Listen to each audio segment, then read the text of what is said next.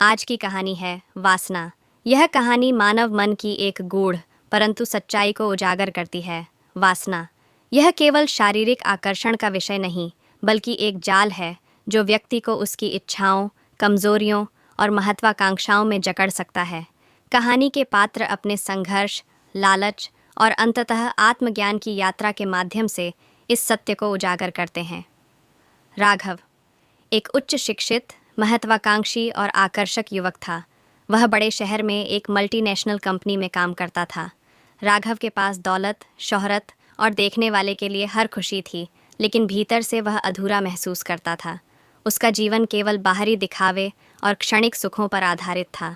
राघव का जीवन तब बदल गया जब उसकी मुलाकात मेघा से हुई। मेघा एक साधारण, शांत और गंभीर स्वभाव की महिला थी।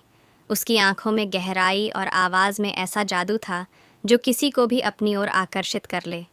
राघव ने मेघा को पाने के लिए हर संभव प्रयास किया। उसने अपने पैसे और शक्ति का इस्तेमाल कर उसके करीब आने की कोशिश की। राघव ने मेघा को अपना प्यार जताया, लेकिन मेघा ने स्पष्ट कर दिया कि वह सिर्फ उसकी दोस्त बन सकती है। यह बात राघव के अहंकार को चोट पहुंचा गई। उसने इसे अपनी प्रतिष्ठा का प्रश्न बना लिया।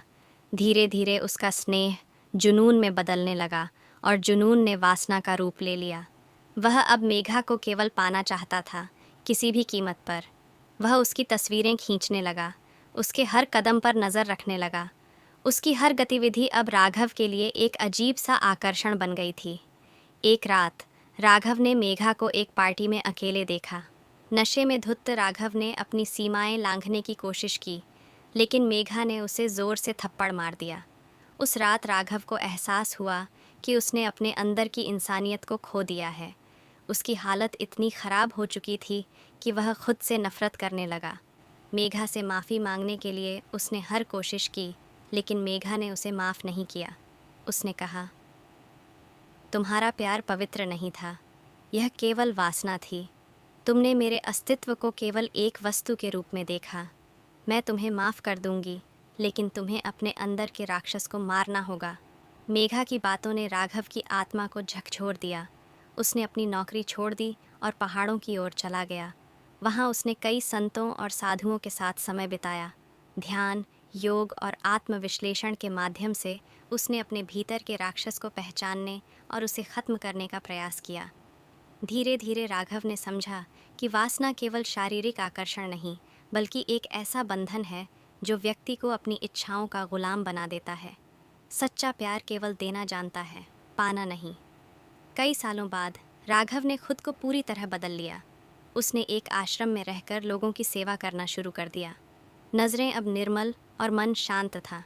एक दिन मेघा उस आश्रम में आई। राघव ने उसे देखा और मुस्कुराया। मेघा ने कहा, अब तुमने अपने भीतर के राक्षस को जीत लिया है। तुमने वासना को त्याग दिया और सच्चे प्रेम को अपनाया।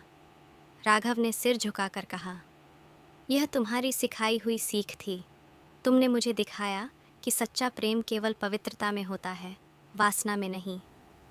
वासना केवल एक परीक्षा है जो हर व्यक्ति के जीवन में आती है। जो इसे पहचान कर इससे ऊपर उठ जाते हैं, वही सच्चे प्रेम और शांति का अनुभव करते हैं।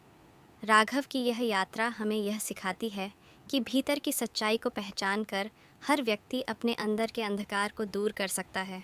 दोस्तों, ये कहानी आप लोगों को कैसी लगी? कमेंट ज़रूर करें। धन्यवाद।